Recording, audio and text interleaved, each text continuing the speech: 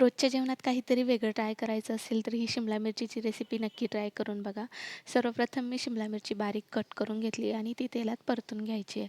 तेलात परतल्यानंतर एक वाफ काढून घ्यायची आहे. वाफ काढल्यानंतर त्यामध्ये तुम्ही तुमच्या आवडीचे मसाले टाकायचे.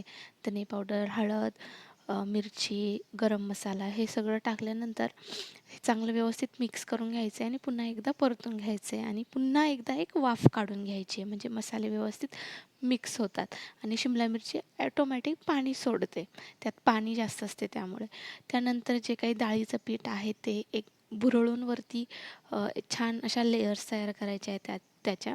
एकावर एक अशा 2-3 लेयर्स तयार झाल्यानंतर पुन्हा ते वाफवायला ठेवायचं आहे आणि ही सगळी प्रोसेस चालू असताना गॅस कमी गॅसवरच ठेवायचं आहे. कमी गॅसवरच वाफ काढायची आहे, नाहीतर खालून टाकते भाजी.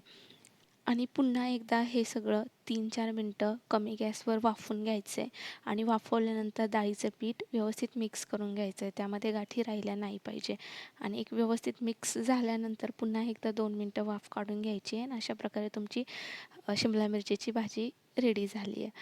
तर तुम्हीही नक्की ही रेसिपी ट्राय करा आणि कमेंट करून नक्की सांगा. बाय.